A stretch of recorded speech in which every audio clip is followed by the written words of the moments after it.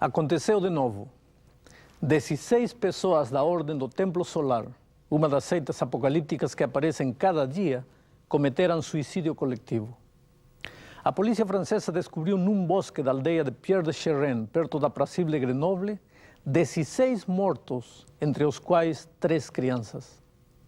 14 corpos estavam carbonizados e arrumados em círculo, seguindo o mesmo ritual macabro adotado no suicídio coletivo de 1995 pela seita A Ordem do Templo Solar.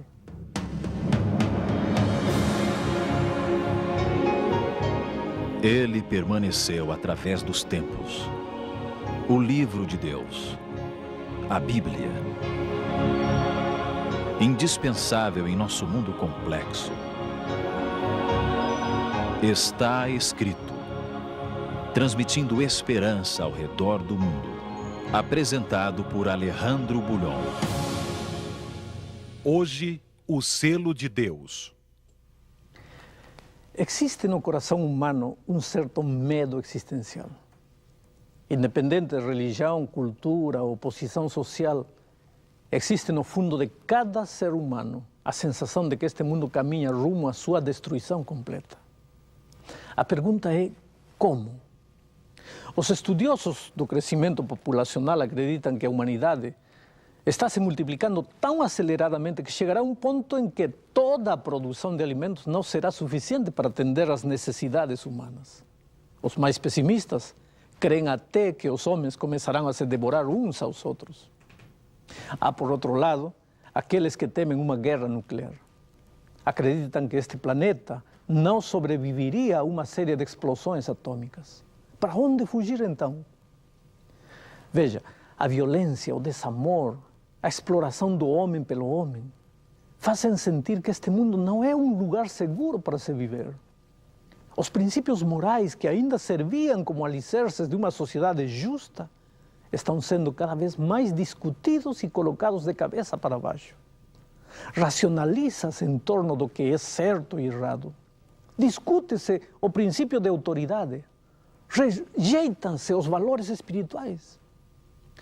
Nossa sociedade é uma sociedade secularista, onde Deus não passa de um nome ou uma simples energia que pode ser encontrada em tudo, mas que não tem poder nenhum para intervir nos destinos do homem. O capital encontra-se concentrado nas mãos de uns poucos, enquanto o trabalho não é valorizado e com os avanços da tecnologia ainda torna-se quase dispensável, deixando a grande massa humana em desespero quanto à sua sobrevivência. É preciso fugir deste mundo. Mas para onde?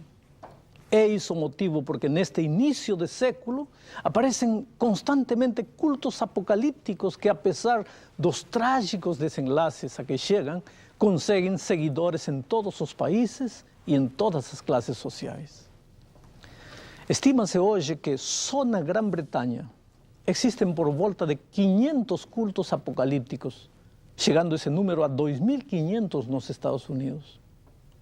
São todas pessoas angustiadas, desencantadas com este mundo e procurando um mundo melhor. Elas estão dispostas a pagar qualquer preço a fim de encontrar o que procuram. Um pouco de paz no coração, um lugar onde não haverá mais dor e sofrimento. Um lugar sem orgulho, sem rancor, nem cobiça, nem ciúmes doentios que destroem as relações humanas. Incrível como pareça ser, esse mundo existe.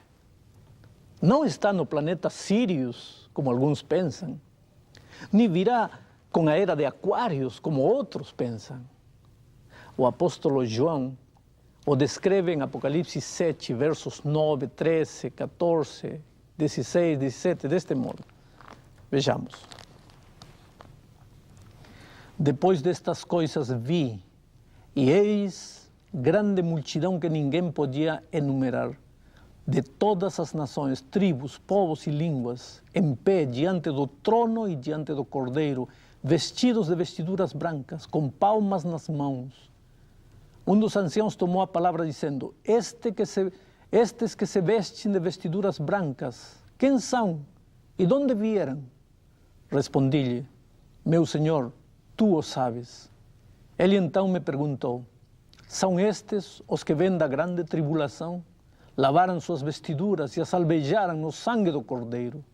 Jamais terão fome, nunca mais terão sede. Não cairá sobre eles o sol, nem ardor algum, pois o Cordeiro que se encontra no meio do trono os apacentará e os guiará para as fontes da água da vida, e Deus lhes enxugará dos olhos toda lágrima. Você vê, esse lugar existe. Não haverá ali mais dor. Nunca mais você será traído, nem abandonado. Nunca mais veremos crianças de rua condenadas por uma sociedade injusta. Nunca mais a morte arrancará de nossos braços as pessoas que mais amamos. Esse lugar existe. A Bíblia é contundente ao afirmar que você e eu poderemos um dia estar presentes ali, vestidos de vestiduras brancas, com palmas nas mãos. Mas antes que chegue aquele dia, é preciso passar pela última noite deste mundo. Sabe, noite é sinônimo de escuridão e frio e muitas vezes medo. Mas o sol do novo dia só nasce depois que a noite escura passa. Veja como Apocalipse 7:1 descreve este quadro. Depois disto, vi 4 anjos em pé nos 4 cantos da terra, conservando seguros os 4 ventos da terra, para que nenhum vento soprasse sobre a terra, nem sobre o mar, nem sobre a árvore alguma. Vento, em profecia, é símbolo de destruição e guerra. E João vê na visão que este mundo está ameaçado de destruição. Há um cataclismo universal se aproximando. Mas João vê algo mais. Leiamos o capítulo 7, Apocalipse, versos 2 e 3. Vi outro anjo que subia do nascente do sol, tendo o selo do Deus vivo, e clamou em grande voz aos 4 anjos, aqueles aos quais fora dado fazer dano à terra e ao mar, dizendo: não danifiqueis a terra, nem o mar, nem as árvores, até selarmos na fronte os servos de nosso Deus. Você percebe? Antes dos 4 ventos destruidores assoprarem sobre este mundo, é preciso que os servos de Deus sejam selados, ou seja, sejam identificados, para serem poupados da fúria da natureza que castigará este planeta sem medida. Como pode você saber se será selado como um servo de Deus ou não? É interessante notar que em Apocalipse achamos 2 grupos de pessoas marcados ou selados. No capítulo 3, versículo 16, diz que o poder religioso político simbolizado pela besta faz que a todos, os pequenos e os grandes, os ricos e os pobres, os livres e os escravos, lhes seja dada certa marca sobre a mão direita ou sobre a fronte. E no capítulo 7, os servos de Deus também são selados na fronte com o selo de Deus. Aqui aparece de maneira natural a pergunta: qual é a marca da besta e qual é o selo de Deus? Veja que os que recebem o selo de Deus serão poupados da destruição, enquanto João diz em Apocalipse 14, 9 e 10, que se alguém adora a besta e a sua imagem, e recebe a sua marca na fronte ou sobre a mão, também esse beberá do vinho da cólera de Deus. Para saber o que é a marca da besta, é preciso primeiro identificar qual é o selo de Deus.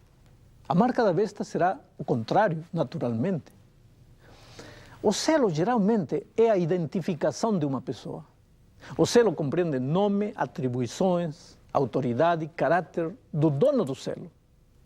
Por trás do selo de Deus está a sua autoridade, sua lei e os princípios eternos do governo divino. Já por trás da marca da besta, você pode achar também a pretensa autoridade, os decretos e os princípios enganadores do diabo. Por trás do selo de Deus está o desejo de salvar.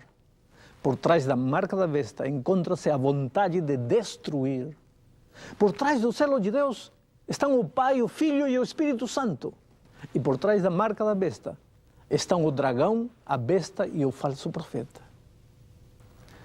Apocalipse 7, verso 14, diz que o selo de Deus é colocado na vida dos que lavaram suas vestiduras e as alvejaram no sangue do Cordeiro, enquanto a marca da besta é colocada na vida dos que adoram o poder que se atribui poderes divinos sem tê-los.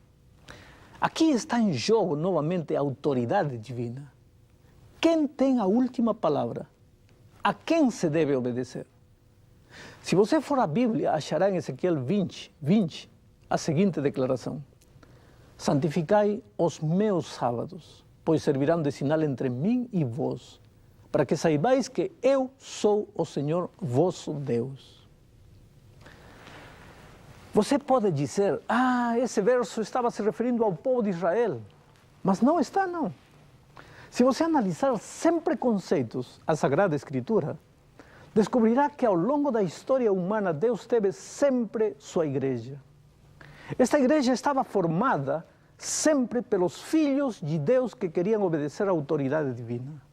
Mas em todo momento houve também homens que quiseram escolher seu próprio caminho, rejeitando a voz de Deus. Foi assim desde o início. Caim e Abel receberam a ordem de oferecer um cordeiro como sacrifício a Deus. Abel obedeceu a ordem. E Caim decidiu fazer algo diferente. Levou o fruto da terra. Agora perceba que Caim não foi contra Deus. Ele ofereceu o sacrifício, mas não o fez como Deus ordenou, porém como ele achava que devia ser. Isto é chave. No fim da história, os que receberão a marca da besta não estarão contra Deus. Eles pensarão que estão servindo a Deus, mas não o farão como Deus pediu, mas como eles acham que deveria ser. A partir daquele incidente de Caim e Abel, você poderá sempre perceber a igreja fiel a Deus. Veja como a Bíblia descreve isto em Gênesis 6:2. Aí identifica esse povo no início. Vendo os filhos de Deus, que as filhas dos homens eram formosas. Você vê, aqui Deus identifica a sua igreja como os filhos de Deus. Sempre houve uma igreja de Deus.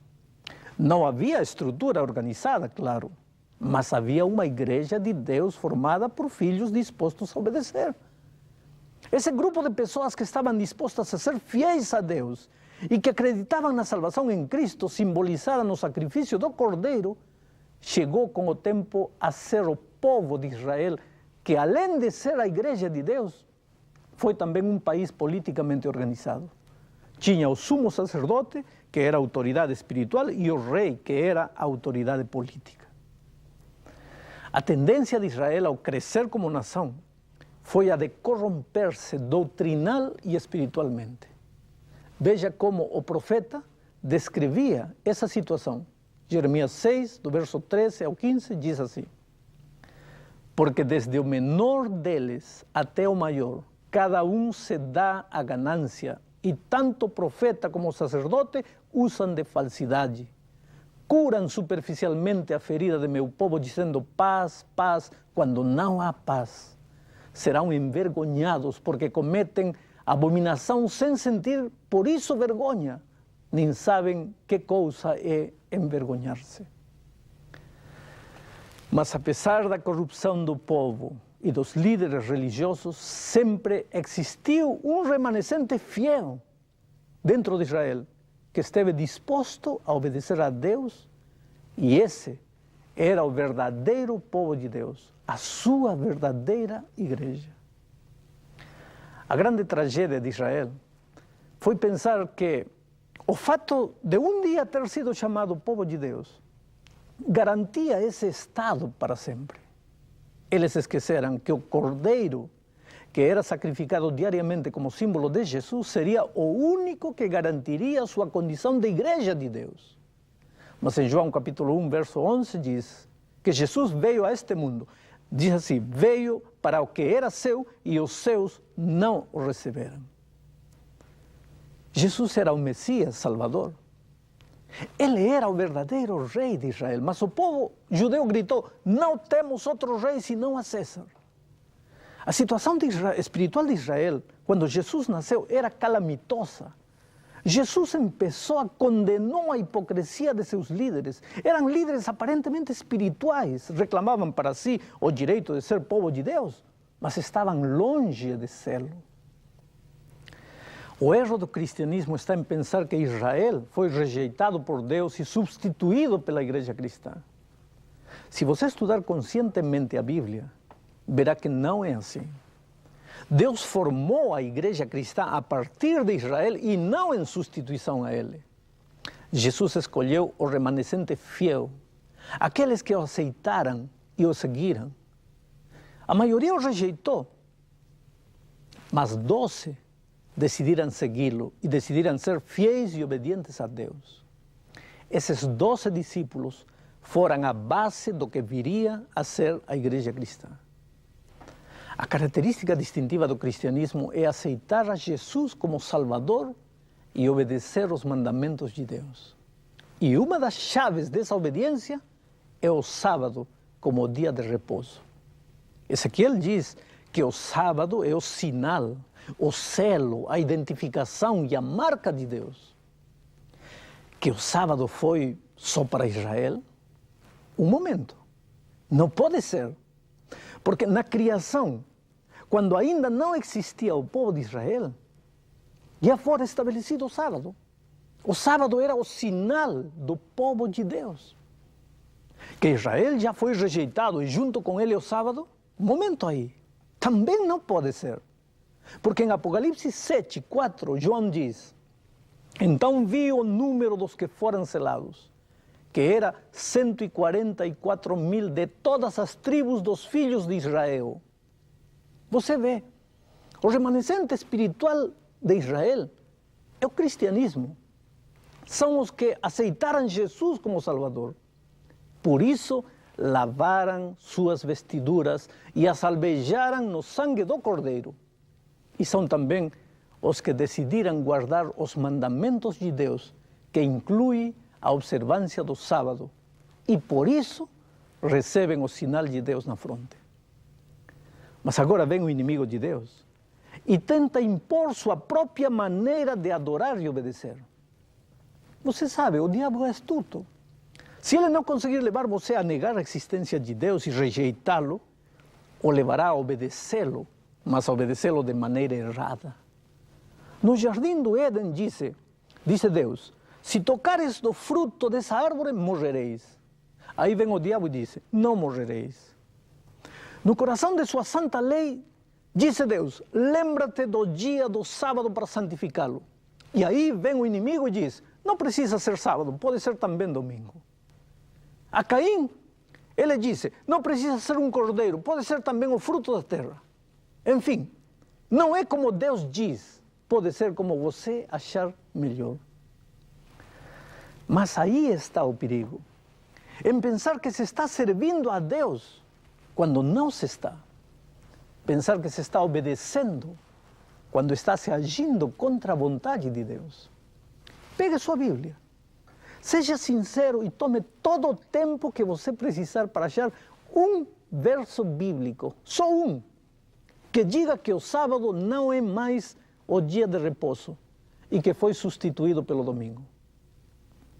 Você não vai achar. Por que então as pessoas guardam o domingo? Claro, existem argumentos. Alguns creem que o fato de Jesus ter ressuscitado no domingo é autorização para começar a guardar o domingo. Mas a Bíblia não diz isso. O mais dramático de tudo é fazer a seguinte pergunta: se o sábado é o sinal ou o selo de Deus, qual é a marca da besta? Lembre-se que em Apocalipse 13, versículo 14, fala-se de um poder religioso político e também fala-se de um país poderoso que seduz os que habitam sobre a terra por causa dos sinais que lhe foi dado executar diante da besta, dizendo aos que habitam sobre a terra que façam uma imagem à besta. Uma imagem é algo que representa. Quando você fala de verde e amarelo, vem à sua mente imediatamente o Brasil. Quando pensa em branco e azul, é Argentina. Quando pensa em vermelho e branco, é Peru. Porque são esses países que estão por trás dessas cores. Bom, qual é o poder que está por trás do domingo como dia de repouso?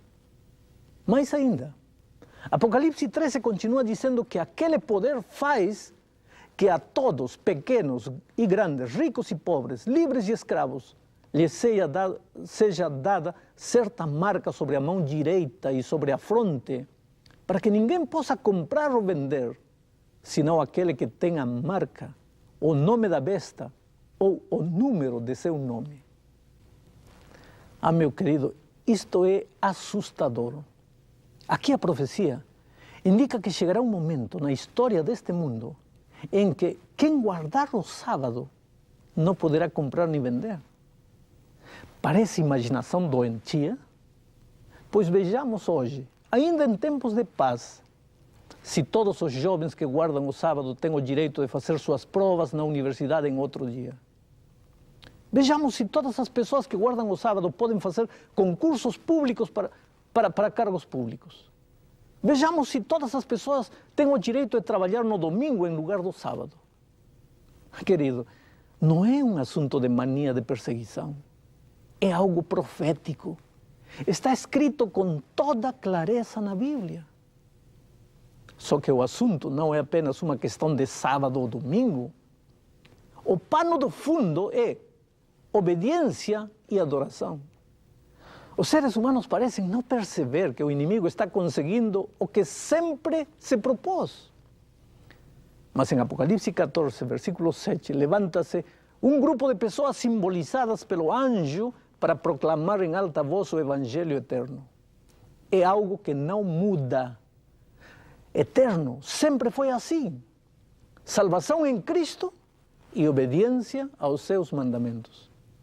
Esse clamor do anjo é o seguinte: temei a Deus e dai-lhe glória, pois é chegada a hora de seu juízo, e adorai aquele que fez o céu e a terra e o mar e as fontes das águas. Compare agora isto com o quarto mandamento que ordena guardar o sábado. Ali em Éxodo capítulo 20, versículo 11, diz assim: porque em 6 dias fez o Senhor os céus e a terra, o mar e tudo que neles há, e ao 7º dia descansou. Por isso o Senhor abençoou o dia de sábado e o santificou. Coincidência? Parece-lhe coincidência que o último chamado que Deus faz à humanidade tem quase as mesmas palavras que ele pronunciou quando disse que o sábado era santo? Mas em Apocalipse 14, 9 e 10, o último chamado diz mais: se alguém adora a besta e a sua imagem e recebe a sua marca na fronte ou sobre a mão, também esse beberá do vinho da cólera de Deus. E acrescenta em Apocalipse 18, verso 4 o seguinte: retirai-vos dela, povo meu, para não serdes cúmplices em seus pecados e para não participardes dos seus flagelos. Portanto, meu querido amigo, este é um momento de decisão. O destino eterno do ser humano está em jogo. Não há mais tempo a perder, pois os últimos eventos da história estão próximos. Não se trata de que ele pensa assim e este outro pensa desta maneira. Trata-se de obediência ou desobediência, lealdade ou deslealdade. Você precisa clamar a Deus para que o Espírito Santo, que inspirou o autor do Apocalipse, possa iluminar seu entendimento e você possa abrir o coração a Jesus. Oremos. Pai querido, obrigado por tua palavra, pelo fundamento bíblico, porque hoje a Bíblia está à disposição de qualquer filho teu. E porque não somente a Bíblia está à nossa disposição, senão que o Espírito Santo está pronto a correr em auxílio daqueles que desejam entender a tua mensagem. Que neste momento teu Espírito se mova, que toque o coração de todas as pessoas que estão assistindo ao programa. que os ajude em suas lutas e em seus dramas pessoais. Em nome e pelos méritos de Jesus. Amém.